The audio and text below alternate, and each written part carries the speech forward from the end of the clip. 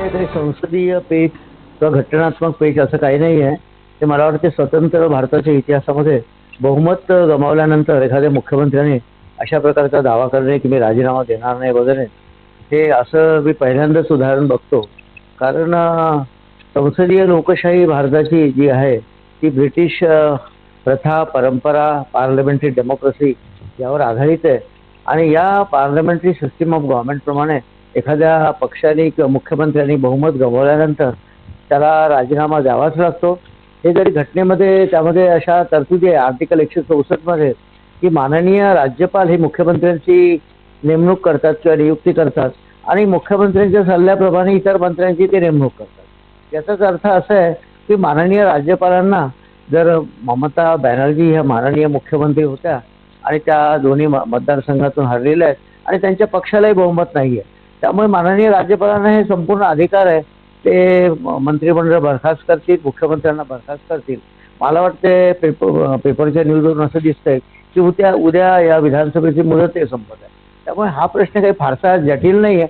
राज्यपालांना राज्यघटनेने संपूर्ण अधिकार दिलेले आहेत आणि आर्टिकल 164 अगदी क्लिअर आहे आणि माननीय राज्यपाल त्यांना बरखास्त होईल. पश्चिम बंगालच्या मुख्यमंत्री ममता दीदी हे सतत पश्चिम बंगालमध्ये 15 वर्ष त्यांचा पक्ष राज्य करत होता. त्यामुळे पक्षाचा पराभव झाल्यानंतर त्याचा फटका एवढा मानसिकतेवरती होऊ शकतो याची मला कल्पनाच नव्हती. कारण मी मुख्यमंत्र्याचा राजीनामा देणार नाही, मला पराभव मान्य नाही, ही वक्तव्य काय दर्शवतात? ही वक्तव्य आपल्या कार्यकर्त्यांना, तृणमूलच्या काँग्रेस कार्यकर्त्यांना भाजप पक्षाच्या विरुद्ध प्रोत्साहित करायचंय का? कायदा व सुव्यवस्था पश्चिम बंगालमधली बिघडायची आहे का? असे अनेक प्रश्न येतात.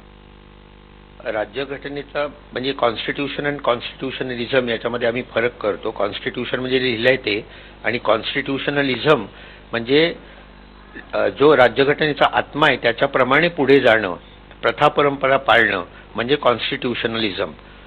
तर मला व्यक्तिगत असं वाटतं की भाजपकडे सत्ता निर्विवाद जर का गेली असेल तर ममता बॅनर्जींनी त्वरित राजीनामा दिला असता तर ते योग्य ठरलं असतं.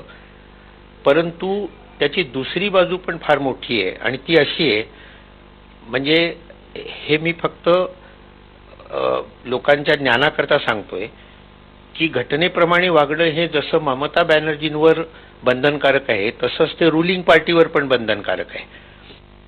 आणि